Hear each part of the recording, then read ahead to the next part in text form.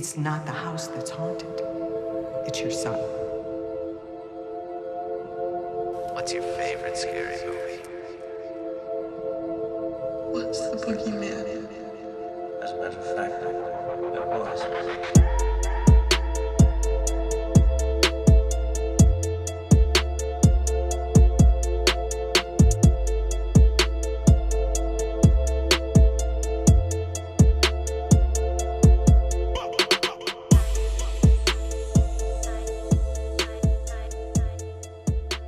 Welcome back, guys, to another episode of Slashers in Sync, and today we are going to talk about the movie Companion. Now, if you guys are regulars, you guys have already noticed that MJ's not with me tonight. He's not feeling the best, so it'll just be me. Like I said earlier, or actually like we both said earlier, this year there will be some episodes where we onboard on our own and do on our own. So I genuinely really liked Companion. I know MJ did as well, but like I said, he's just not able to join in this time. So you and I are going to talk about it tonight. So for those of you who don't know, Companion seemed to almost take the horror community by storm, at least during the time that it released earlier this year in January. I remember seeing a good portion of my feed covering this movie, but I didn't really know what the movie was about and how it even tied into horror. Like, I'm not gonna lie, I think the poster that was circulating was Josh and Iris in very close proximity, and Iris's eyes were completely white. So I thought personally it was gonna be like a possession movie, but that definitely wasn't the case. So diving right in, the movie starts off with a quote from Iris stating that she felt like she was essentially had found her purpose in life twice so far. Once when she met Josh for the first time, and when she finally killed him. So beginning credits roll, and once the credits are done, the first scene is how we see Josh and Iris meet for the first time. The two are in the grocery store, and and Iris notices Josh, and he notices her. Josh tries to be smooth when talking to Iris for the first time, but ends up knocking off an entire orange display in the process. We then fast forward to present day as Iris and Josh are getting ready for a major trip of theirs. As a viewer, you kind of get the impression it's like as if Iris is meeting Josh's parents for the first time, like they're taking that big first step, if you will. The interactions between the couple is a little awkward, but you almost want to think that it's like the majority of the conversations, interactions are being conducted by Josh. Like he's the one who's really driving the relationship and the interactions versus Iris. She tends to kind of take a back seat. And we get an idea as the two of them pull up to the house, or I guess the lake house. The driveway's really long. Like I think Iris is asleep in the car, wakes up and sees that Josh is actually still driving on a road, but the road doesn't show up on the map. And that's when he makes the assumption that they're actually on the driveway, which is insane to me. Once they finally park, Iris expresses how she feels about the whole trip. She's not that excited and knows that the majority of the people probably won't like her and has a lot of anxiety about the whole ordeal overall.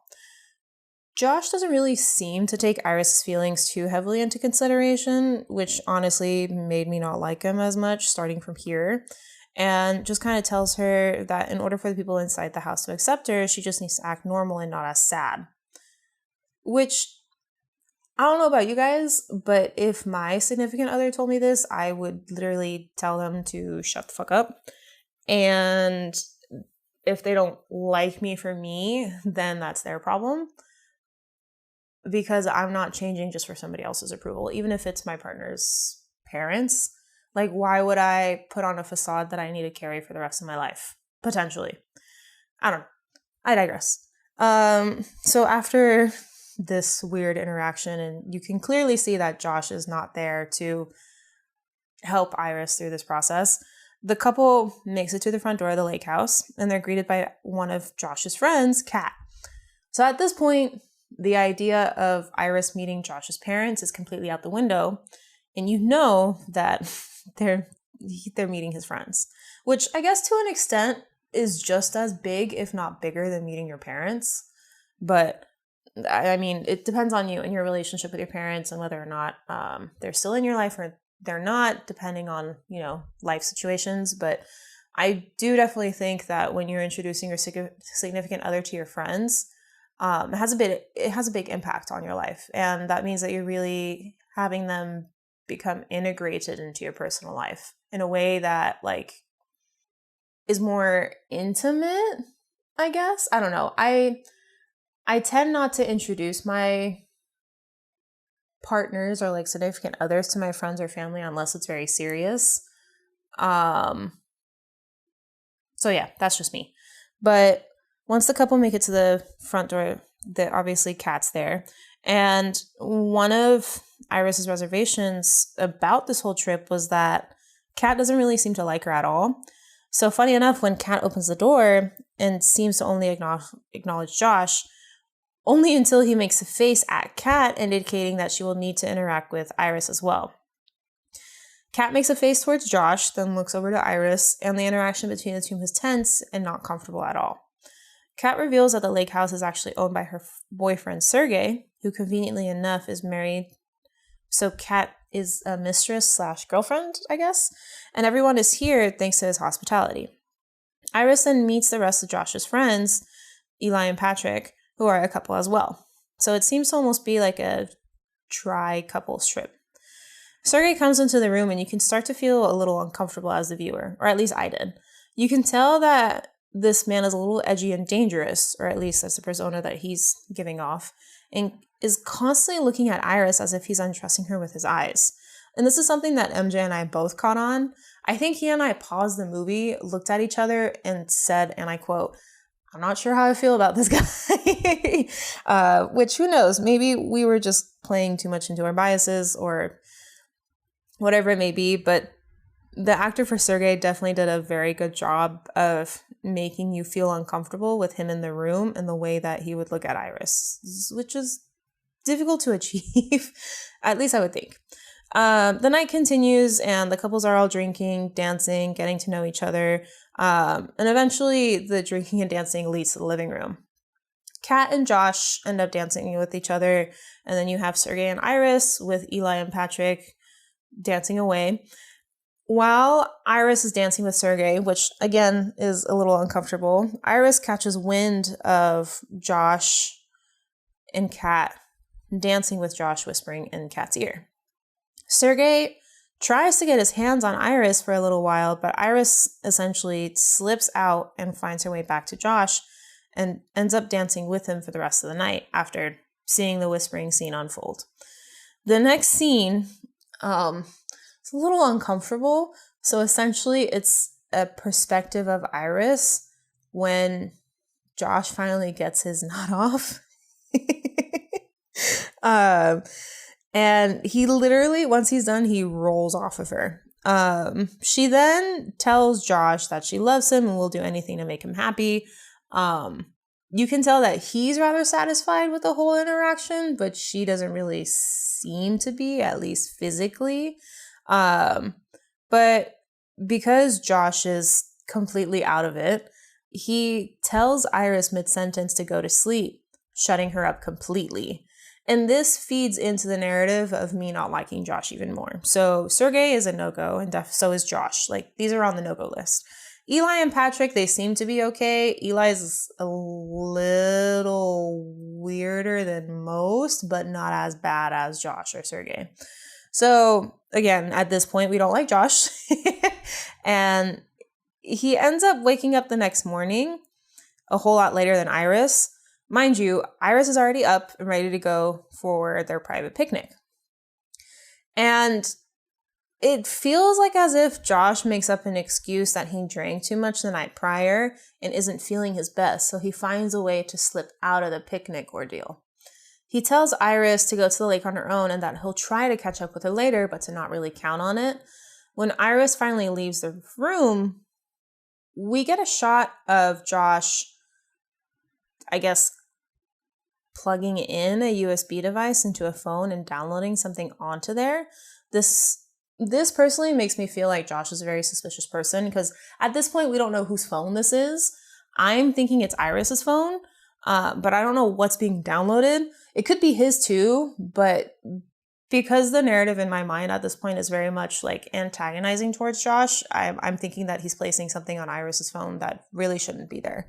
When Iris finally makes it to the lake, she takes the time to look out for a few minutes before she's interrupted by Sergei, of all people. You can tell that Iris is not comfortable with Sergei around, at least with the two of them by themselves, and he seems to be pushing the boundaries a bit with their new friendship, for lack of better words. Sergei asks Iris to stay since she's staying at his lake house. She ends up trying to leave shortly after he arrives, as a form of her saying thank you for his generosity. Shortly after, the two of them can't hold a conversation, he asks Iris to rub sunscreen onto his back and starts to make advances towards her. Iris makes it clear that she does not want it at all, or any form of like advancement in their relationship. And Sergei makes an odd comment that it should be okay, that she was made for this. And Kat told him that she essentially was made for this. Iris panics and shoves Sergei off, resulting into his head hitting a sharp stone near the water. It's like a regular pebble. You can clearly tell that Iris did not mean for this to happen, but it did. Iris tries to check on Sergei, and he ends up waking up and starts to get violent with her. Somewhere along the way, Iris had a switchblade placed into her pockets of her shorts and ends up using it in self-defense. The next scene actually shows Josh and his friends in the living room chatting it up. So clearly he's okay and he's laughing.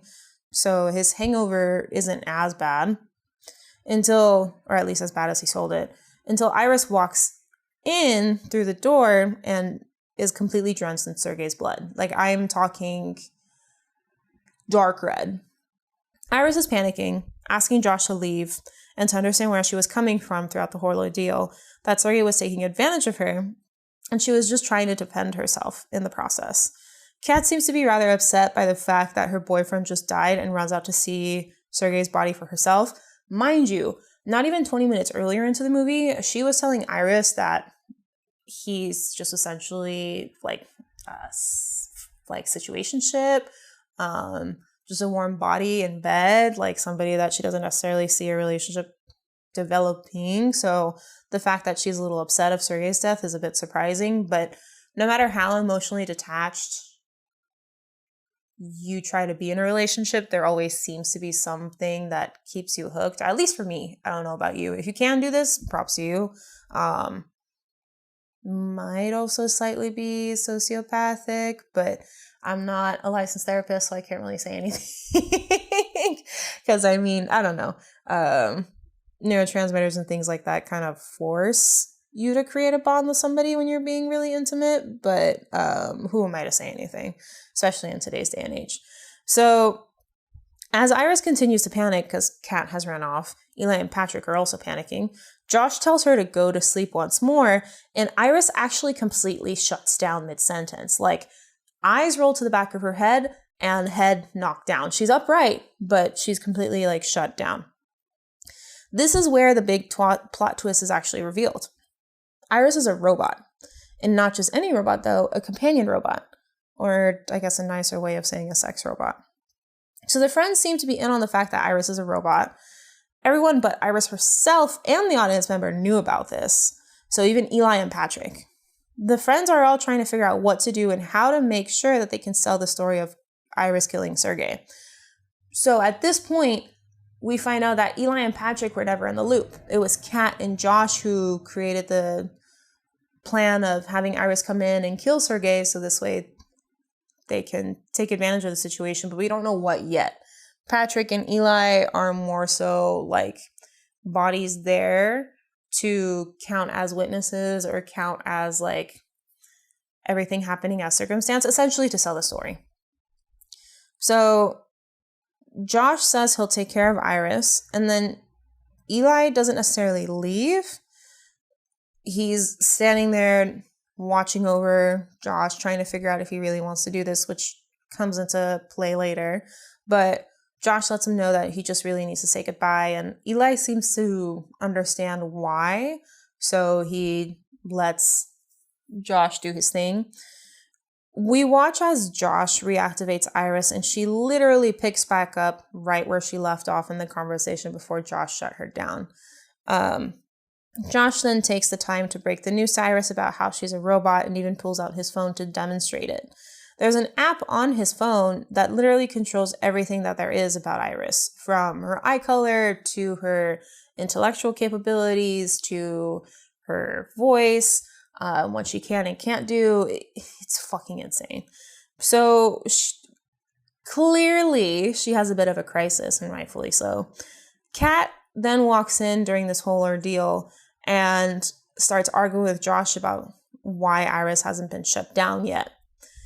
Josh panics, shoving Kat into another room, and tells Kat that he has it under control, but by the time they make it back to the room, Iris has found her way out of the ropes and into the forest with Josh's phone. Josh, before going back to the living room where Iris was all strapped up, tells Kat, and I quote, "You don't say you're going to shut down a robot when the robot is present. It's like saying you're going to kill somebody whenever they're still alive." Which is interesting because he seemed to be okay with the idea of Sergei dying, but doesn't really seem to be okay with his companion robot, quote unquote, dying. But, I digress. When far enough, Iris then takes the time to sit onto the forest floor and really discover what and who she is. She uses the app that Josh showed her and makes modification to herself as well.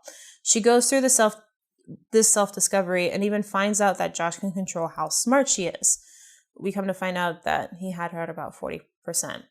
Speaking of percentages, Josh debriefs his friends around the same time period and lets them know of one of the mods that he's placed on Iris. So while Iris is in the forest really discovering who she is and what she is, Josh on the flip side at the lake house is taking the time to let his friends know how much he fucked up. So according to the brand that made the companion bots, they're not programmed to harm humans. They're not allowed to harm humans at all. It's completely against their nature. So Josh had to create a mod that would allow for him to access the aggressive trait that's locked away in Iris's programming and activate it to kill Sergei. Eli and Patrick are now getting the full debrief that Kat and Josh hatched up. Turns out that the duo had planned for Sergei's death for a while now, and it was all due to the amount of cash that Sergei stored within his house. For effect, Kat pushes aside a portrait, which opens a safe vault, and it's stacked with money, which we come to find out it's about $12 million. After some calculations and some, negotiation, everybody will be able to walk away with $4 million, aside from Patrick, since we also come to find out he is a companion robot as well. He's just been around for a very long time. So the friends all agree that they'll catch Iris for the cash, and they all split into two groups. Eli and Patrick go their own route, while Josh and Kat take their own. Iris has now put her intelligence at 100%, and at this point is trying to figure out a way to get out of the situation and get back home. She stumbles across the same path as Eli and Patrick are on in the process. While hiding, Josh's phone vibrates and gives away her location, and Iris makes a run for it, and Eli ends up catching up. He tries to kill her because obviously if he's able to kill her, then they can take the $4 million.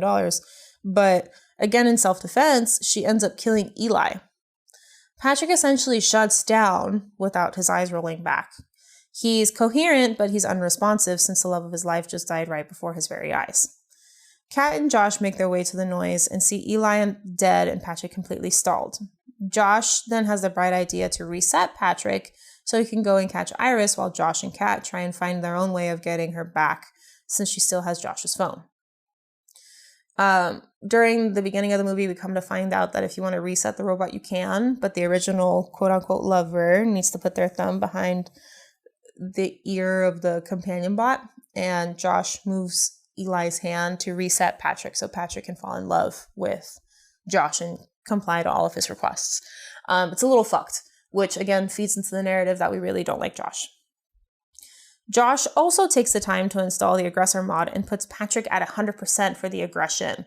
He even makes Patrick fall in love with him, just like how I said earlier, so they can follow orders. During this whole process, Iris has made it to Josh's car in hopes of having it drive her back home. She's able to activate the car by modifying her own voice to sound like Josh's. This car is completely voice activated. It's insane. The car ends up stopping, though, due to Josh getting access to Eli's phone and connecting it to the car, reporting the car as lost or stolen. Iris then is stuck in the car, but cop is driving through the road and comes across the cop. She switches her language to German and seems to be stalling. So just so you know, these companion bots cannot lie. So in order to prevent herself from incriminating herself, Iris switches her language to German, which is insanely smart. Hints on, her intellect shooting up to 100%. So during this whole exchange, the cop at first is trying to figure out how to communicate with Iris and seems to almost be letting her go. But close towards the end, he becomes more wary of Iris and is in the process of arresting her when Patrick shows up. Iris spots Patrick from afar and tries to warn the cop, but obviously since her dialect is stuck in German, she can't communicate with him.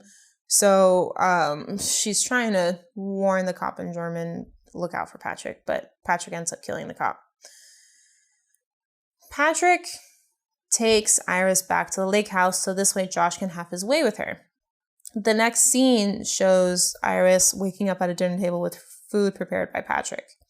Josh then takes the time to explain to Iris the plan that him and Kat hatched, her part in it, and how she's going to play her part to the T with no more issues. Josh goes so far as to torture Iris by taking away her intelligence, turning on her voice commands, and keeping her hand over a candle flame to the point that the fire spreads from her hand all the way to her elbow. Now, mind you, Josh emphasizes on the fact that Iris can't really feel pain, at least not truly. However, whenever Iris has her hands over the fire, she's literally shaking. So we come to find out that no, these bots can feel human emotions as complex as pain. He then has Patrick come and splash water on her arm, and then after wrapping the final bow on explaining the whole plan, Josh proceeds to shoot Iris in the head, calls the manufacturers, and has them come to collect her. During the collection and debrief process, Josh finds out that the company actually stores a hard drive for all things recorded in the stomach of the bot and not the head. So after getting this new information, Josh creates a new plan that involves getting Patrick to retrieve Iris so this way they can destroy all the evidence. One of the workers from Empathics, the company that created the companion bots, seems to be rather empathetic, pun intended, towards the bots, wondering why people would abuse them. The two of them strap up Iris to the main drive, waiting for her to boot up, but at the end end up getting killed by Patrick. So just because Iris is shot in the head doesn't necessarily mean that she's done. One of the older employees lets Josh know that the main wiring and hard drive and processing equipment is in the gut of the bot, not the head. So they can connect her to the main drive, reboot her, and able to access things that they need to access as far as figuring out why she malfunctioned. Because Josh tries to sell the story that Iris essentially malfunctioned and suddenly became really aggressive out of nowhere, but the Empathics workers know that there's no way this could happen unless he modded the bot, which they both joke about rolling Iris over to the car, but while Iris is booting up, the older gentleman gets killed. The younger one seems to be trying to live, or at least do his best to live, which is the same worker who's rather empathetic towards Iris altogether. When the Empathics workers are getting ready to drive away, we come to find out that the older worker is able to recognize Patrick. And Patrick is actually an older model who's posing as the police officer who's keeping the Empathics employees at bay. When it finally registers that Patrick is an Empathics companion bot, Patrick moves forward in killing the Empathics employees. So the last remaining Empathics employee, I think his name is Teddy, ends up making it to the back of the van. And this is where Iris has been able to boot up, at least the majority of the way. And she tells him that he should try and help her out. He seems to kind of be at a standstill, but before we find out what, I'm going to continue using this name, I'm not sure if it's 100% correct, Teddy makes the decision of helping Iris or not. So during this whole process, the movie cuts over to the lake house again, and Kat is shown panicking due to nothing going according to plan once Iris ran off earlier in the day. She's running to the hidden vault and is packing up her section of the money into the suitcase because Eli is now also dead, and is getting ready to leave the lake house without Josh. Josh is trying to make sure Kat stays, but Kat isn't listening, so he gives the order to Patrick to prevent Kat from leaving. But Patrick ends up taking it to the next level by killing her. You gotta remember, his aggression is at 100%, so he has no hesitation of killing anybody, aside from Josh. Kat is left to die bleeding out on Sergei's couch, and this is where the final showdown begins. Iris is now back in action and is starting to mess with Josh just like how he did with her. She first starts off by getting Patrick to remember that his true love was Eli and not Josh, and that essentially Josh is only using him for his benefit. Patrick eventually remembers Eli, and I don't know how this works because technically the factory reset was supposed to make new memories and erase old ones, but whatever Iris does reignites the original memory that Patrick had of Eli, and coming to full realization of what he's done and who he truly is, Patrick ends up killing himself with a cattle rod. It's the same cattle rod that Iris tried to use against him in the beginning before Patrick took over completely. At this point, out of the original couples, the only two that are left is Iris and Josh. The two start to face off once more without any interruptions this time. And Josh tries to control Iris through the app. But Iris reveals that she was able to make friends with the empathics worker, and he freed her of the app and anyone's control ever again. Josh loses it at this point and really goes to kill Iris. After much back and forth, Iris is able to get to upper hand by hitting Josh in the head and killing him with an electric corkscrew that we constantly see being used throughout the film. The next morning, the same voiceover that was started the movie is being used while Iris is in the shower and eventually ends up peeling off the fake skin, revealing her endoskeleton. And this is where Iris really absorbs the fact that she is a robot and this is her new place in the world, and now she finally has full control of herself, can make her own decisions, live her own life, do her own thing, and not have to worry about anything. So after the endoskeleton scene, we see Iris packing up some clothes, packing up some money, and she ends up leaving the lake house and drives off into the city. While on her way to her new life, she sees another version of herself, literally the same model, just modified to whatever version that the user wants, in a man's car, and ends up making eye contact with her. She then waves the hand that has the exposed endoskeleton towards the bot, and the other empathic spot is in complete shock. Our Iris looks off into the road, smiling, looking forward to the future that she now has made for herself, while shortly after the credits roll. So overall, I understand why this movie got the kind of hype that it did and the kind of recognition that it did. It definitely is a good film. The movie is rather misleading in the beginning because you feel like it's a rom-com gone wrong. Now, I don't know if I missed a lot of the clues in the beginning about how this isn't a rom-com and it's kind of like a sci-fi thriller horror movie, but it wasn't until later. I definitely want to watch this movie again. I don't know about anytime soon because of the heavy implications of potential assault from Sergei. And I don't really like Josh's character. I don't think I liked any of the characters. I I liked Iris, but mainly because she was different compared to the rest. I didn't really like Kat. Eli was okay, and Patrick just seems really dreamy and daisy until his reset. But overall, I think Iris was the main character that I connected the most with. As far as the idea of having companion bots, I'm not too comfortable with it, but I will acknowledge the fact that this movie definitely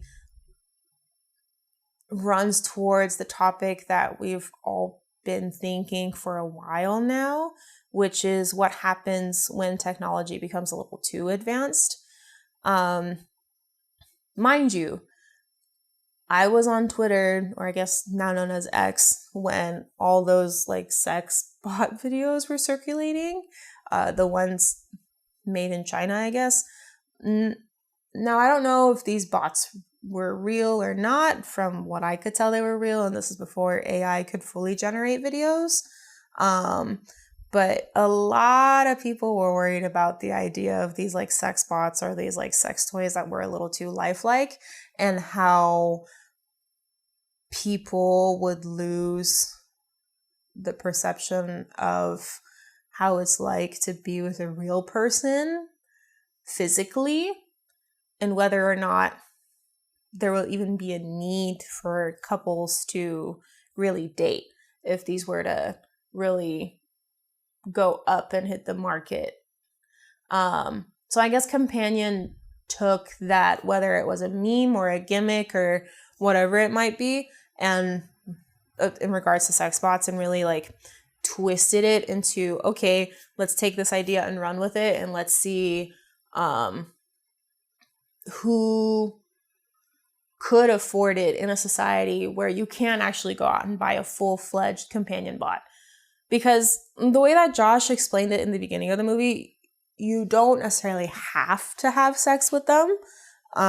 They're there for like a full relationship, so start to finish. And it depends on how you want to take your relationship.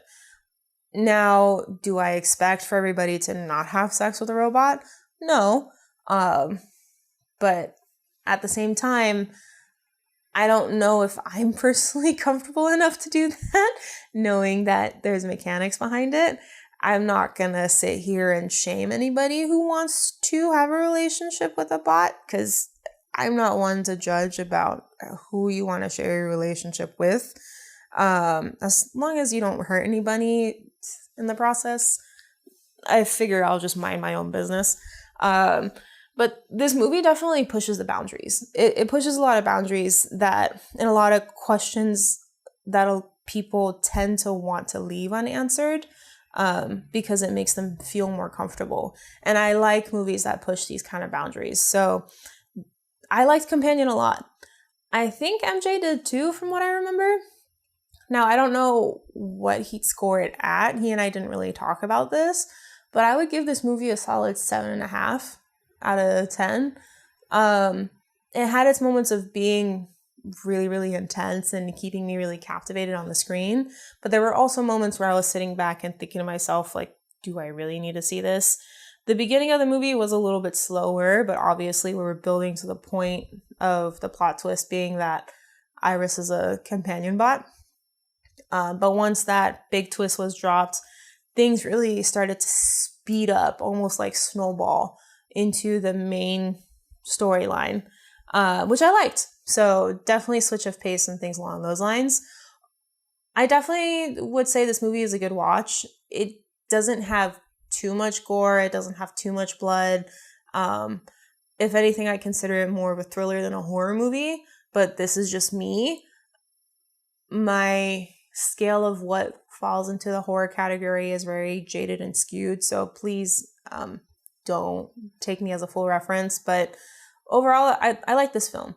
I'm pretty sure it was on either Max or Hulu, so you should still be able to find it. And the actor for Iris seems to really be up and coming in the horror realm, and I can see why. Her expressions and her ability to convey all these different kinds of emotions in such a short period of time, and like with few changes to her expressions here and there is insane. She goes from like looking happy and like genuine to being very worried and concerned and anxiety ridden with just a few like tweaks to her facial expressions. But overall, a lot of good actors, not necessarily A-list actors, but good actors in the movie. And it was a good film all around. So without further ado, I'm just going to wrap it up here. Let me know if there's any other movies that you would like for me to talk about, or any movies or topics that you would like for MJ and I to cover in the next episode. But that's all for tonight. I hope you guys enjoyed, and hopefully if you haven't watched Companion, you'll enjoy it as much as I did. And if you have, let me know what you thought. I would love to hear your thoughts. And do you think we'll have a companion bot in the near future accessible to people? I think this won't happen until like another 10, 15 years. I was going to say 20, but with the way that AI and technology is like growing, I can't really say that with like full confidence. I would say in the next 10 to 15 years, I could see it hitting the market. Now the mass market, I want to say that 15, 20 year mark. But what about you? Do you think we'll have companion bots? Will it be anytime soon? Will it be in our lifetime? Will it not? Did you like the movie? Or do you think it's pushing the envelope a little too much? Let me know in the comment sections below. I'm curious. And then if you like this episode, please go ahead and take a screenshot. Send it out to your friends. Put it on your story. Tag us. We're on Instagram. I would love to see it. This puts our name out there. It is able to, let your friends know where they can go for listening to horror geeks like myself and MJ just ramble on about different movies and different topics and different concepts and ideas. And we get a whole bunch of like-minded people around here to have these kind of discussions. But I hope you all have a good rest of your Tuesday, and we'll talk to you next time. Bye.